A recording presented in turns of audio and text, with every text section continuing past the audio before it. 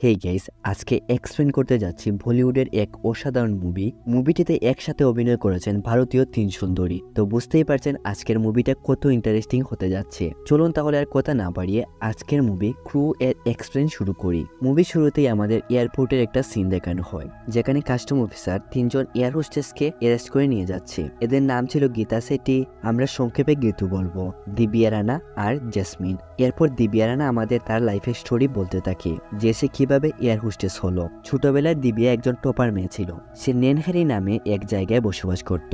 ওই জায়গায় এয়ারপোর্ট তো ছিল, তবে ওখানে কখনোই কোনো প্লেন নামতে দেখা যায়নি। তো ওই জায়গা থেকে দিব্যার স্বপ্ন জাগে সে যে একজন পাইলট হোক আর একদিন এখানে প্লেন ল্যান্ড করবে। তারপর আমরা দেখতে পাই দিব্যা পাইলট হওয়ার জন্য অনেক পরিশ্রম করে। তার পড়াশোনার গতি দেখে তার পরিবারের সবাই এটা ধরেই নেয় দিব্যা তো একদিন না একদিন পাইলট হয়েই যাবে। দিব্যার পারিবারিক অবস্থা তেমন একটা ভালো ছিল না, কিন্তু তারা এসবের দিকে না তাকিয়ে দিব্যার যেন পড়াশোনার কোনো ত্রুটি না হয় এর জন্য লোন নিয়ে তার পড়াশোনা চালিয়ে যান। তবে সবার কপালে সবটা যে লেখা থাকে না, দিব্যা শেষ পর্যন্ত আর পাইলট হতে পারে না। এমন অবস্থায় দিব্যার এতটা সাহস ছিল না যে সে তার মা বাবাকে বলবে সে যে পাইলট হতে পারেনি। এর জন্য সে এয়ার হোস্টেসই হয়ে যায়। এসব তো আর দিব্যার ঘরের লোকজন জানে না, তারা তো সবাই জানতো সে পাইলট হয়ে গেছে।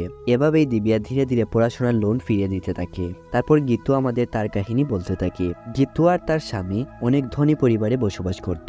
তাদের সিটি কিচেন নামে এক বড়সড় একটা বিজনেস ছিল। তবে সিটি বাইদের সাথে ঝগড়ার ফলে গীতু আর তার স্বামী তাদের থেকে আলাদা হতে বাধ্য হয়। এমন অবস্থায় তাদের পারিবারিক অবস্থা ভালো যাচ্ছে না দেখে ঘর চালানোর জন্য এয়ার হোস্টেসের চাকরি করতে হয় গীতুকে। চাকরিটাও সে খুব সহজে পেয়ে যায়। গীতু যে আবার মিস কর্নার রেজুকি ছিল। রাতের বেলা গীতু সেটিকে বলে, যখনই পিএফ আমাকে এয়ারলাইনে দিয়ে দেবে তখন আমি জব ছেড়ে দেব আর আমরা গোয়ায় গিয়ে আমাদের রেস্টুরেন্ট খুলবো।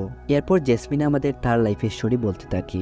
জেসমিনের মা বাবার ডিভোর্স হওয়ার পর জেসমিন তার নানার কাছে চলে যায় আর তার সাথেই সে থাকতো। তার নানাই তাকে দেখাশোনা করতো। ধীরে ধীরে জেসমিন বড় হতে থাকে। তবে জেসমিনের কাছে খুব একটা টাকা পয়সা ছিল না। ছোটবেলা থেকে জেসমিনের টাকার প্রতি অনেকটাই লোভ ছিল।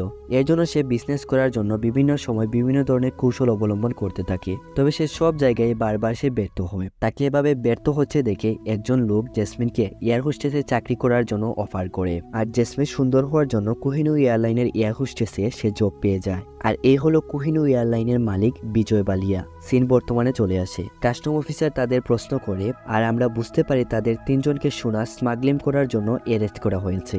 এই নিয়ে তাদের তিনজনকে জিজ্ঞাসাবাদ করা হচ্ছিল। তারা জবাব দিয়ে তারা এই সম্পর্কে কিছু জানে না। তখন কাস্টম অফিসার বলে, তোমাদের এসব করার দরকার কি ছিল? এরপর আমাদের 6 মাস আগের সিন দেখানো হয়, যেখানে দিব্যা গীতুকে জিজ্ঞেস করে আমাদের স্যালারি কখন দেবে, আমার এই মাসে লোনের কিস্তি দিতে হবে। আর আমরা নিউজ পেপারে দেখতে পাই কোহিনূর এয়ারলাইন এবার ধ্বংসের পথে। গীতু তখন বলে, গতকাল আমার মিত্তালের সাথে কথা হয়েছিল। সে বলেছিল দিওয়ালির বোনাসের সাথে সাথে আমাদের সবার স্যালারি সে দিয়ে দেবে। এরপর সবাই প্লেনে উঠে জব করতে চলে যায়। প্লেনে উঠে প্লেনের পাইলটের সাথে গীতুর দেখা হয়। তার নাম ভানিরা। সে আবার গীতুকে পছন্দ করে আর তাকে লাইন মারতে শুরু করে। গীতু এসবের দিকে পাত্তা না দিয়ে নিজের কাজে লেগে পড়ে। জব শেষ, স্যালারি তো পাওয়া যেত না, তবে তারা যেহেতু ইন্টারন্যাশনাল ফ্লাইট বহন করে তার জন্য তারা প্রত্যেক দিনই কিছু এক্সট্রা টাকা পেয়ে যেত। তবে এই টাকার পরিমাণ অনেকটাই সীমিত। এভাবেই তাদের দিনকার কাটতে শুরু করে। এদিকে জেসমিন প্রত্যেক দিনই টাকা পাওয়ার পর এখানকার এয়ারলাইনের এক এমপ্লয়কে কিছু টাকা দিয়ে যেত, কারণ সে জানে তারও টাকার দরকার আছে, বাট সে তো স্যালারি পাচ্ছে না। আজ গীতু সাহস করে তাদের ক্রুয়ের মেম্বার রাজবংশীকে জিজ্ঞেস করেই নিয়ে যে এভাবে আর কতদিন, আমরা কি এবার না খেয়ে মরবো, আমাদের স্যালারি কবে দেওয়া হবে? রাজবংশী বলে, এয়ারলাইনে এরকম সমস্যা লেগেই থাকে, 9/11-এও এরকমই হয়েছিল, বাট কিছু সময় পর সবাই তাদের পেমেন্ট পিএফ সবকিছুই পেয়ে গিয়েছিল। এসব কথা বলতে বলতে গীতু প্লেনে উঠে তার কাজ শুরু করে দেয়। সবাই তাদের কাজে চলে যায়। তবে গীতু যখন রাজবংশীকে চা দিতে যায়, রাজবংশী কথার কোনো জবাব দিচ্ছিল না। রাজবংশীকে গীতু হাত দিয়ে ধাক্কা দিতেই সে নিচে পড়ে যায়। গীতু সবাইকে ডেকে আনে। সবাই বুঝতে পারে রাজবংশী শ্বাসের টানে মারা গেছে। সবাই ডিসাইড করে রাজবংশীকে সিপিআর দেবে। তবে এর জন্য দিব্যা আর জেসমিন কোনোভাবেই রাজি হচ্ছিল না। তবে মনুষ্যত্ববোধ রাখতে গিয়ে গীতুই এ কাজ করবে বলে রেডি হয়। তবে গীতু যখনই রাজবংশীর বুক চেক করতে শার্টের বোতাম খুলে তার চোখ কপালে উঠে যায়। গীতু দেখে রাজবংশী অনেকগুলো সোনার বিস্কুটের স্মাগলিং করছিল। তারপর তিনজন মিলে রাজবংশীকে ক্রুয়ের সিটে বসিয়ে দেয়। আর জেসমিন বলে, এই শোন, চল আমরা রাজবংশীর সব সোনা নিয়ে নেই, কেউ টেরই পাবে না, আমরা নতুন করে জীবন শুরু করি। এই বলে জেসমিন দিব্যা আর গীতুকেও লোভ দেখাতে থাকে। তখন গীতু বলে, আমরা তো আর চোর না, আমাদের এরকম কাজ করা উচিত না। তখন দিব্যা আর গীতু রাজি না হয় জেসমিনের আর কিছু করার থাকে না। এরপর তারা রাজবংশীর বডি আর সোনা কাস্টম অফিসারদের কাছে দিয়ে দেয়। এখানে আমরা জয়বীর নামে এক কাস্টম অফিসারকে দেখতে পাই। সে দিব্যাকে দেখা মাত্রই একটা একটা মুচকি হাসি দেয়। আর তখন আমরা দেখি দিবিয়া জেসমিনকে বলে অনেক বছর আগে বাস্কেটবল টুর্নামেন্টে তাদের দুজনের দেখা হয়েছিল, আর ওই দিনই তারা দুজন অনেক কাছাকাছিও চলে এসেছিল, আর এরপর থেকে তাদের কখনো দেখা হয়নি। তারপর জয়বীর এসে দিবিয়ার সাথে কিছু কথা বলে, এই তো তুমি অতদিন কই আসলাই রে গো, তুমি জানো নি আমি তোমারে কত আনবা লাফাই, কত মিস করছি, তুমি তাই একেবারে ঠিক করছো না, তুমি যে ইলাখান খান্দাইবে আমারে আমি জীবনেও ভাবছি না। আরো এই সে অনেক কিছু। সাথে দিবিয়ার সে ফোন নাম্বারটাও নিয়ে নেয় যাতে করে দুজন আর কখনো আলাদা না হয়। আপনাদের আমি এরকম প্রতিনিয়তই মাঝে মধ্যে সিলেটি ভাষায় কথা বলে বিনোদন দেওয়ার চেষ্টা করব। যদি খারাপ লাগে অবশ্যই কমেন্ট করবেন, আমি সিলেটি ভাষাটা আর না বলার চেষ্টা করব। ধন্যবাদ। রাজবংশীকে দেখতে পেয়ে এখানে মিথ্যালও আসে, কিন্তু তার সাথে কথা বলতে গেলে সে তার সাথে কথা না বলে ভাব দেখিয়ে চলে যায়। কাস্টম অফিসারদের কাছ থেকে আমরা জানতে পারি এখানে মোট 12 কিলো সোনা ছিল, যা কিনা কোহিনুর এয়ারপোর্ট থেকে আলপুজ নামে একটি জায়গায় যাচ্ছিল। এরপর কাস্টম অফিসার আরো হাই অ্যালার্ট হয়ে যায়। এরপর সবাই যার যার বাড়িতে চলে আসে, আর আমরা দেখি তিনজনেরই ঘরের কন্ডিশন তেমন একটা ভালো না। যেখানে একদিকে জেসমিন ঠিকমতো তার ঘরের ভাড়া দিতে পারছিল না, তেমনি দিবিয়ার বাবা লোনের কিস্তি দিতে গিয়ে তাদের অটোটা বিক্রি করতে হয়েছে, আর গীতিও তার স্বামীকে নিয়ে অনেক কষ্টে দুঃখে সংসার চালিয়ে যাচ্ছি। রাতের বেলা জেসমিনের কাছে তার নানা আসে, আর তার হাত থেকে আংটিটা খুলে এটা আপাতত তার কাছে রাখতে বলে সময় মতো সে নিয়ে যাবে। তবে জেসমিন ঘরের বেড়া দিতে না পারে মালিকের মুখ বন্ধ করতে সে তার নানাকে না জানিয়ে সে আংটিটা বিক্রি করে ঘরের বাড়িটা দিয়ে দেয়। পরের দিন গীতু যখন বাজারে সবজি কিনতে যায় তখন তার সাথে দেখা হয় তার একজন ক্রুয়ের মেম্বার সুধার সাথে। তবে এখন আর সে এই এয়ারলাইনে কাজ করে না। গীতু তখন সুধাকে জিজ্ঞেস করে মিথ্যাল কোথায়। বলে রাখি সুধার স্বামী মিথ্যাল, সে আমার ফোনও ধরছে না। তখন আমরা জানতে পারি সুধা হচ্ছে মিথ্যালের দ্বিতীয় স্ত্রী। সে বলে এখন মিথ্যালও আমার সাথে বেশি কথা বলে না, আর আমার সাথে থাকেও না। এরপর আমরা নিউজে বিজয় বালিয়ার ইন্টারভিউ দেখতে পাই, সেখানে বলা হচ্ছিল কোহিনুর এয়ারলাইন ব্যাংকরাপ্ট হয়ে গেছে। তখন বিজয় বালিয়া উত্তর দেয় এমনটা কিছুই হয়নি, বিজনেসে কখনো টাকা আসে আবার কখনো আসে না, এসব আমি ম্যানেজ করে নেব, আর আমি আমার 4000 এমপ্লয়ের বিশ্বাস কখনো ভাঙবো না। এদিকে গীতু যখন তার জবের উদ্দেশ্যে বেরোবে তখনই তার চোখ পড়ে মিথ্যালের গাড়ির দিকে, আর সে সুযোগ বুঝে মিথ্যালের গাড়ির সামনে এসে পড়ে যায়, যার ফলে মিথ্যালের সাথে গীতুর কথা বলার একটা সুযোগ হয়ে যায়। গীতু তাকে সত্যি করে বলতে বলে কোহিনুর এয়ারলাইন কি সত্যি ব্যাংকরাপ্ট হয়ে গেছে, এর জন্যই তো তারা টাকা পাচ্ছে না নাকি। তখন মিথ্যাল বলে এমন কিছু হয়নি, তবে কথায় কথায় মিথ্যালের মুখ থেকে সত্যিটা বের হয়েই আসে, আর বলে এখন থেকে আর কেউ টাকা পাবে না। গীতু এটা শুনে অনেকটাই ভেঙে পড়ে, এখন তার পিএফ এর কি হবে। গীতু রাতের বেলা দিবিয়া জেসমিনকে ডাকে এয়ারলাইনের স্টোর রুমে, আর এখান থেকে সবকিছু একটা বস্তার মধ্যে ঢুকাতে বলে। জেসমিন তখন কিছু বুঝে উঠতে পারছিল না। তখন গীতু বলে এখন তো এগুলো বিক্রি করেই আমাদের খেতে হবে, কোহিনুর এয়ারলাইন যে ব্যাংকরাপ্ট হয়ে গেছে, এখন আর না পাবো কোনো টাকা, না পাবো কোনো খাবার। এগুলো শুনে দিবিয়া জেসমিন অনেকটা ভেঙে পড়ে। জেসমিন তখন বলে তোমার জন্যই সব শোনা হাত থেকে ফসকে গেল। দিবিয়া তখন সরি বলে আর জেসমিনের সাথে সায় দেয়, আর বলে আসলে আমাদের সোনাগুলি রাখা উচিত ছিল। তখন গীতু বলে আমরা যদি এটা জানতে পারতাম রাজবংশী কার সাথে কাজ করত। তখন জেসমিন বলে এখনই জানা যাবে। আর এখানেই রিভিল হয় জেসমিন রাজবংশীর ফোন তার কাছেই রেখে দিয়েছিল। সবাই তারপর রাজবংশী একটি নাম্বারে কল করে, যে নাম্বারে রাজবংশী বারবার কল করে কথা বলতো, আর ওই দিক থেকে ফোনটা মিথ্যাল ধরে। সবাই বুঝতে পারে এর পেছনে মিথ্যালের হাত রয়েছে। তারা সবাই মিথ্যালের কাছে চলে যায়, আর মিথ্যালকে ব্ল্যাকমেল করে বলতে থাকে তাদের যেন সে সোনা এক্সপোর্ট করতে দেয়। তারা আর পারছে না, তারা এখন বেশি টাকা রোজগার করতে চায়। মিথ্যাল বেচারা আর কিছু করার থাকে না। সে তাদের একটি কার্ড দিয়ে বলে কাল সকালে এই অ্যাড্রেসে দেখা করতে। পরের দিন সকালে মিথ্যালের অ্যাড্রেস অনুযায়ী তারা তিনজন চলে যায় মিথ্যালের কাছে। এখানে মিথ্যাল তাদের অনেকগুলো সোনার বিস্কুট দেয়। সোনার বিস্কুট দিয়ে মিথ্যাল বলে এখন এগুলো আলপুর পৌঁছানো সম্পূর্ণ তোমাদের দায়িত্ব, আর জায়গায় পৌঁছে দ্বিতীয় গেট দিয়ে বের হবে, এখানে আমাদের লোক আছে। তারপর মিথ্যাল তাদের তিনজনকে হুমকি দিয়ে বলে সোনা নিয়ে পালানোর মোটেও কোনো চেষ্টা করতে যেও না, মনে রেখো তোমাদের সবার ইনফরমেশন আমার কাছে আছে। আর হ্যাঁ, রাজবংশীর মামলা নিয়ে এখনো দেশ গরম, খুবই ঠান্ডা মাথায় বুঝে শুনে কাজটা করতে হবে। এরপর তিনজন বাড়িতে এসে কিভাবে সোনা বাইরে নিয়ে যাওয়া যায় এই নিয়ে চিন্তা করছিল। তখন দিবিয়া বলে বিদেশ থেকে লোক সোনা ভারতে নিয়ে আসে, আর এখানে তো তার উল্টোটাই হচ্ছে। তখন জেসমিন বলে ফন্ডিতি খমাইয়া এগুন বাইরে গিলা আনিতাম, এসা এগুন যে রিক্স রে, এগুন যে খেমনে বাইরে লইয়া যাইমু। তাদের মাথায় আর কিছুই ধরছিল না, কিভাবে এই সোনাগুলি তারা বাইরে নিয়ে যাবে। তখনই গীতু একটা চকলেট খেতে যায়, আর তাদের মাথায় একটা আইডিয়া চলে আসে। এরপর তারা সব বিস্কুটগুলো নিয়ে এক জুয়েলারিতে চলে যায়, আর দোকানদারকে সোনার বিস্কুটগুলো দিয়ে বলে এগুলো চকলেট বলের মতো সেফে বানিয়ে দিতে। আর এভাবেই তারা প্রথম সোনা স্মাগলিং করার টাস্কটা পূরণ করে ফেলে। এভাবে তারা ধীরে ধীরে প্রতিদিনই সোনা বাইরে পাঠাতে থাকে, আর তারা অনেক টাকা রোজগারও করতে লাগে। যাতে করে তাদের দিনকালও ভালো যেতে শুরু করে। এভাবে করে জেসমিন তার নানার আংটিটাও আবার কিনে নিয়ে আসে। গীতুরও রেস্টুরেন্ট খোলার ইচ্ছাটাও যেন প্রবল হতে যাচ্ছে। প্রত্যেকেই এখন টাকা দিয়ে এনজয় করতে শুরু করেছে, আর মন যা চায় তাই কিনে খায়, পার্টিতে যায়, নিজের মতো করে টাকা খরচ করে। জেসমিন আবার এখান থেকে কিছু টাকা ওই এমপ্লয়কেও দেয়, যাতে করে তার কিছুটা হলেও সাহায্য হয়। একদিন এভাবে তিনজনকে এত খুশিতে দেখে ফেলে তাদের ক্রুয়ের একজন মহিলা, তার তাতে কিছুটা সন্দেহ হয়। স্যালারি না পেয়েও তারা এতটা খুশি হয় কিভাবে, তবে সে আর এই সম্পর্কে তাদের কিছু বলে না। একদিন সবাই যখন নিজেদের ফ্লাইটের জন্য রওনা দেয়, তখনই কাস্টম অফিসার তাদের আটকে ফেলে আর তাদের ব্যাগ টেক সব তল্লাশি করতে থাকে। যখন অফিসার চকলেটের ব্যাগটি তল্লাশি করবে, তখন জেসমিন দেখে সামনেই জয়বীর, আর সে দিব্যার নাম নিয়ে তাকে ডেকে আনে। এদের তল্লাশি হচ্ছে দেখে জয়বীর অফিসারদের বলে, এরা সবাই আমার পরিচিত, এরা কখনো এরকমটা করবে না, তাদের যেতে দাও। ফলে আজ তারা ধরা পড়ে থেকে বেঁচে যায়। জব শেষে সবাই ঘরে ফিরে যাবে, তখন জেসমিন আর গীতু দিব্যাকে জয়বীরকে নিয়ে তার সাথে টিটকারি মারতে শুরু করে। এদিকে গীতু সুযোগ বুঝে জয়বীরকে দিব্যার ফোন থেকে মেসেজ করে দেয় আজ রাতে ডিনার করার জন্য। এভাবে তিনজনের এত খুশি দেখে তাদের একজন ক্রু মেম্বারের অনেক জেলাস ফিল হয়। রাতের বেলা জয়বীরের সাথে দিব্যা ডিনার করতে আসে, তবে দিব্যা মানা করে বলে আজ না, অন্য একদিন দেখা যাবে। পরের দিন সবাই যখন ফ্লাইটে ছিল, তখন তাদের আজকের স্যালারি দেওয়া হয়। তখনই ওই ক্রু মেম্বার বলে, এই টাকা দিয়ে আমি আমার বাচ্চাকে ভালো স্কুলে পড়াতে পারবো না। আর সে তার অবস্থা সবাইকে বলে কান্না করতে থাকে।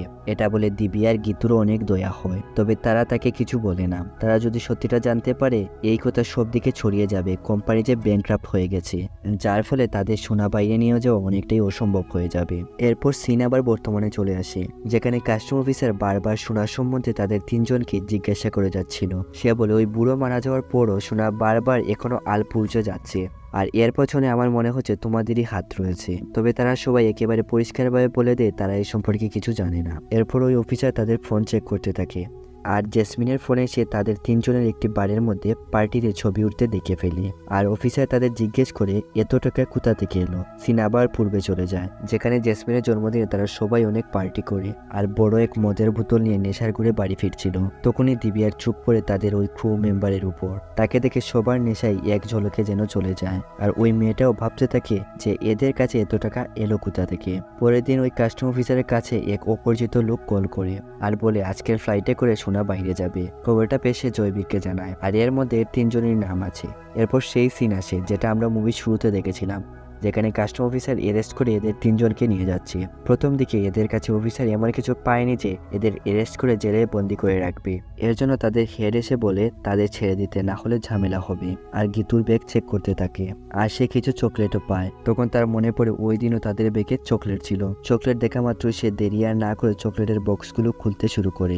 যখনই সেই অফিসার চকলেট খায়, তখন সেটা থেকে নর্মাল চকলেটই বের হয়, যাতে করে সে সবার কাছে অনেক লজ্জিত হয়। তার কাছে মনে হচ্ছিল চকলেটের মধ্যে সোনা আছে। এখন তাদের তিনজনের বিরুদ্ধে যেহেতু কোনো প্রমাণ নেই, তাই অফিসার তাদের ছেড়ে দিতে বাধ্য হয়। আসলে চকলেটের ভিতরে তো সোনা ছিল, সোনা গেল কোথায়? তারপর আমাদের 6 ঘন্টা আগের সিন দেখানো হয়, যেখানে আমরা দেখতে পাই ট্রেনের সবাই সবার কাজ করছিল। হঠাৎই দিব্যাকে পাইলট কল করে বলে আজ তাদের ঘরে যেতে একটু দেরি হবে। কাস্টম অফিসার চেকিং করতে দিব্যা যখন কথাটা সবাইকে জানায়, সবাই অনেকটা ভয় পেয়ে যায়। আজ তো তাহলে তাদের সত্য ফাঁস হয়ে যাবে। তখনই দিব্যার মাথায় একটা আইডিয়া আসে, আর সে সোনা প্লেনের কেবিনের মধ্যে লুকিয়ে রাখে। এর জন্য অফিসার কোনো সোনা পায়নি। ভাগ্যক্রমে সবাই তো বেঁচে গিয়েছিল, তবে এই সোনা তাদের চোখের সামনে আবার উড়ে যায়। এখন এটা নিয়েই সবাই তারা চিন্তিত, এগুলো আর তারা ফিরে পাবে না। ডিউটি তো প্রত্যেক দিনই একবার না একবার চেঞ্জ হয়। এরপর তারা সবাই যখন ঘরে ফিরে যাচ্ছিল, তখন জেসমিন বলে এই সবাই কুমলই বলেছে, হয়তো সেই কাস্টম অফিসারদের জানিয়েছে। কুমলকে চিনেছেন, ওই যে তাদের এক ক্রু মেম্বার। তাদের খুশি তাদের সহ্য হতো না, সে যদি আর না বলে কে বলবে? ওই দিন পার্টির পর সেই শুধু আমাদেরকে দেখেছিল। তবে এখানে কোনো এক কথার মাঝে জেসমিন আর দিব্যার অনেক কথা কাটাকাটি শুরু হয়ে যায়, আর গীতু তাদের এসব ঝগড়া সহ্য করতে না পেরে তাদের বলে গাড়ি থেকে নেমে পড়তে।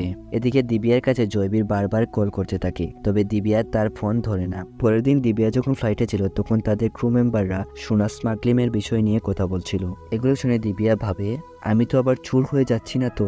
আসলে দিব্যা এক টপার এবং ট্যালেন্টেড মেয়ে ছিল, আর এখন সে এসব করছে নিজের কাছেই সে লজ্জাবোধ করতে থাকে। একটু পরে এয়ারপোর্টে দিব্যার সাথে তার ভাইয়ের দেখা হয়ে যায়। সে দিব্যাকে এয়ার হোস্টেসের ড্রেসে দেখে সে অনেকটাই অবাক হয়ে যায়। সে জানতো তার বোন একজন পাইলট। এরপর দিব্যা সব সত্যি কথা তার ভাইকে খুলে বলে, আর সে তার ভাইকে বলে যেমনটা হচ্ছে হতে দাও। এভাবেই অনেকটা দিন পার হয়ে যায়। হঠাৎ একদিন প্লেন থেকে সোনা কোনো একভাবে নিচে পড়ে যায়, যা নিয়ে প্রত্যেক চ্যানেলে নিউজ করা হয়। এগুলো দেখে গীতু অনেকটাই ভয় পেয়ে যায়। এখন তাদের কি হবে? তখন মিস্টার সেটি তাকে বলে, ভয় পাওয়ার কিছু নেই, পুলিশের কাছে কোনো প্রমাণ নেই যে এই সোনা তোমরা রেখেছো। এদিকে জয়বী নিউজ দেখে ওই অফিসারকে বলে, তোমার টিপসই সত্যি ছিল।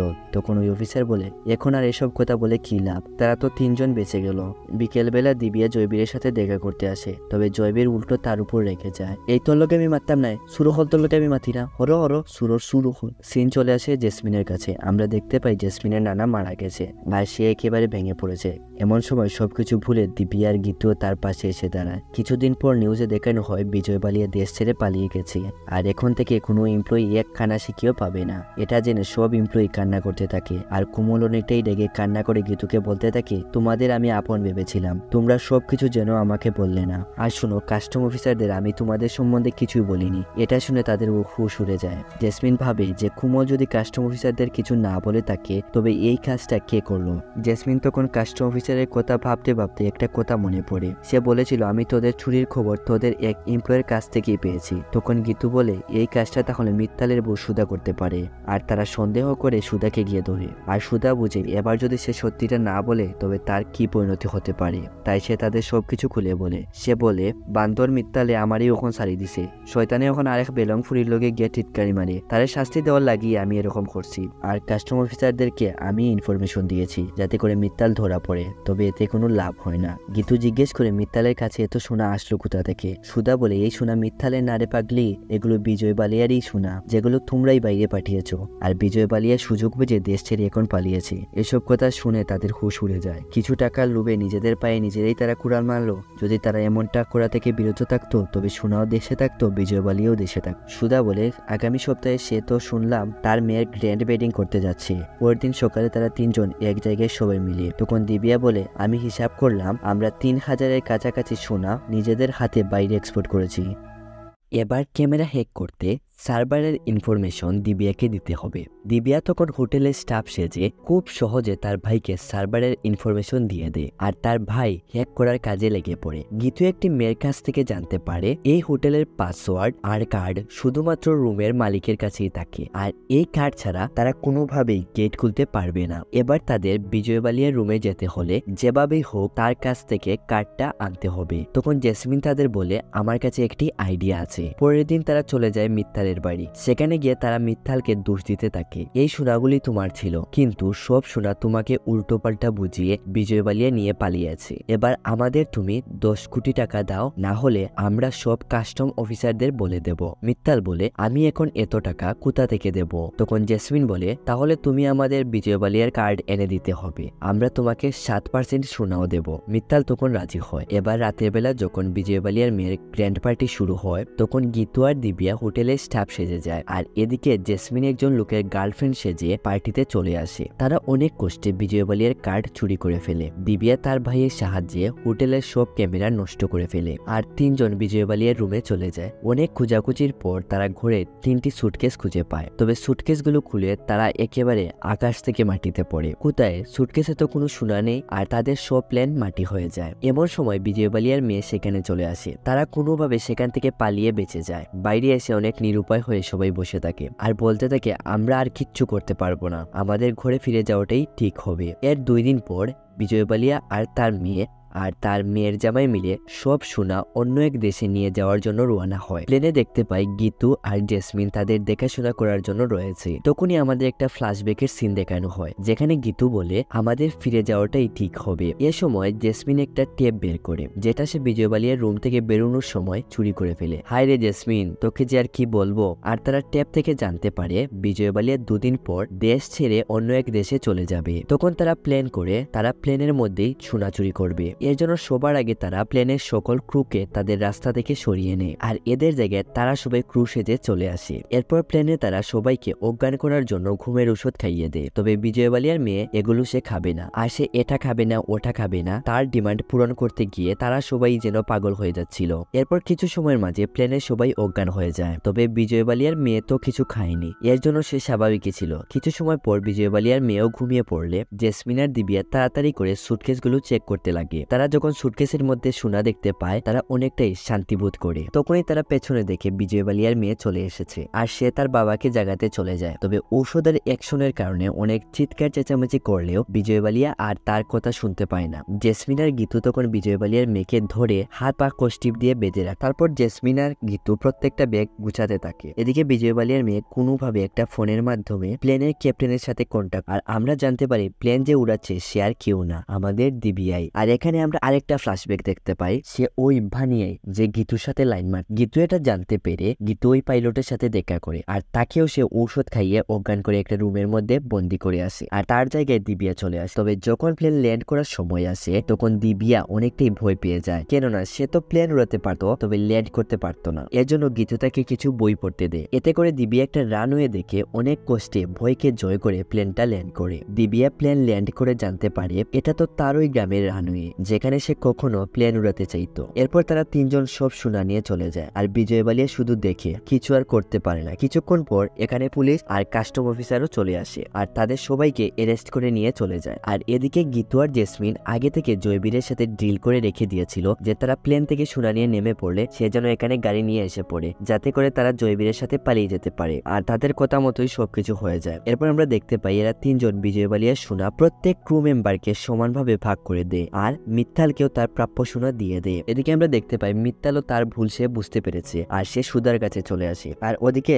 জয়বীর আর দিবিয়ারও লাভ স্টোরি শুরু হয়ে যায়। আর এই মুভিটা এখানেই শেষ হয়ে যায়।